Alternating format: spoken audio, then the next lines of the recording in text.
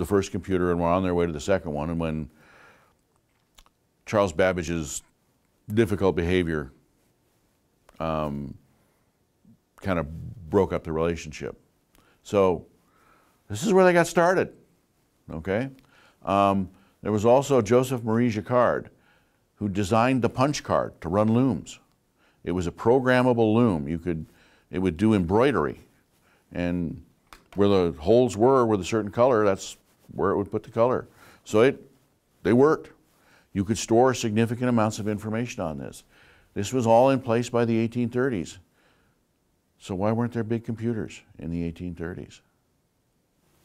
Let me show you something. What's that? If you look very carefully here, you can see that it's the difference engine. This is Charles Babbage's first computer. It had 2,000 switches in it, all mechanical, and you can see them all here. You programmed it by setting those switches. And then you ran the program by turning the crank. And yet this thing worked. It calculated logarithmic tables.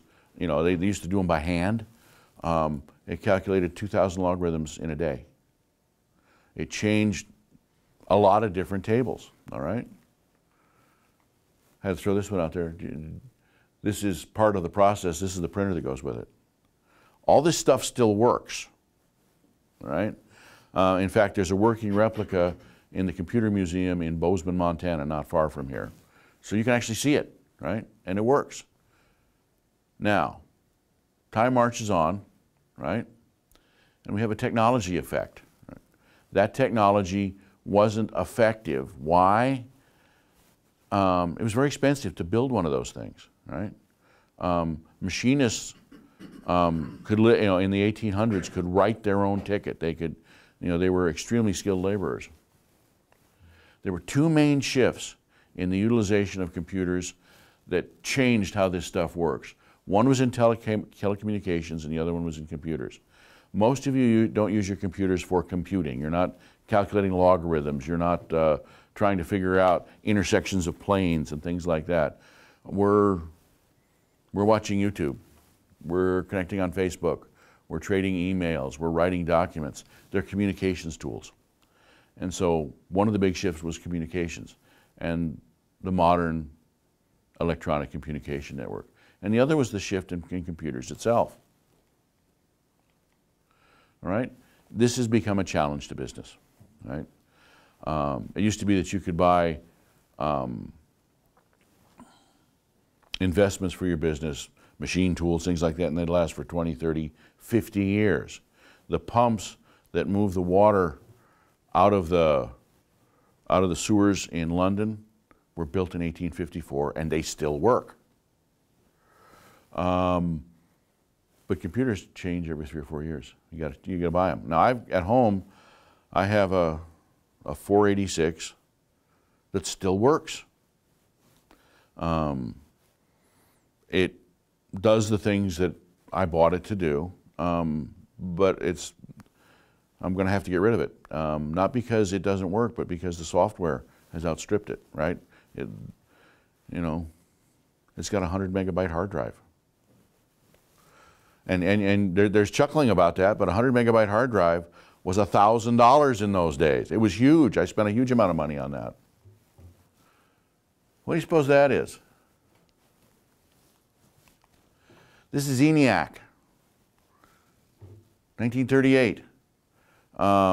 It weighed 30 tons. It covered 1,800 square feet. To give you an idea how big that is, that's bigger than the first house I owned. And that had 3 bedrooms and 2 bathrooms. Had 17,000 vacuum tubes, 6,000 manual switches, and it cost $500,000 in 1938, and had 6 full-time technicians. During World War II, my dad actually worked on a version of this computer that was a fire control computer. And his job was basically every time they shot the 5-inch guns and a red light came on, he'd pull out the drawer and swap tubes really fast so they could shoot again. They were very expensive. They were very time consuming. At this age, the president of IBM made the statement, I can foresee a time in America when we can use perhaps 5 computers outside the U.S. government. There are people in this room, I can say that because it's me, that own more than 5 computers, right? This kind of leads us to something called Moore's Law. Actually, Moore's observation. Moore is the previous CEO of Intel. The power of silicon chips doubles every 18 months with proportionate decreases in cost. And that's what impacts computers, okay? You buy a computer, a laptop, a tablet, whatever you buy, when is it obsolete? And the answer is about the time you take the shrink wrap off of it. The fact is, every 18 months, there, you know, I mean, I think the longest I ever went was about 4 months when I had the biggest, baddest computer I could afford, and something came out that was cheaper, that was better 4 months later. Don't let this impact you, but this is critical when you're thinking about computers. Don't buy a computer with the idea that it's going to be the perfect computer forever. You've got a 3 to 4 year lifespan for it, and then you're going to be replacing it. So think about the fact that you don't buy one computer, you buy a succession of them, and they've got to work together, because you're never, you know, the only time you're ever going to have the same computer for everybody in a building is the first day the company starts. After that, things are going to start changing, and you need to make good choices. All right, so normally this takes me to the first hour, so do you want like a 5-minute break to get up, stretch your legs, and do what you need to do? Or okay, let's pause it for 5 minutes and we'll start again.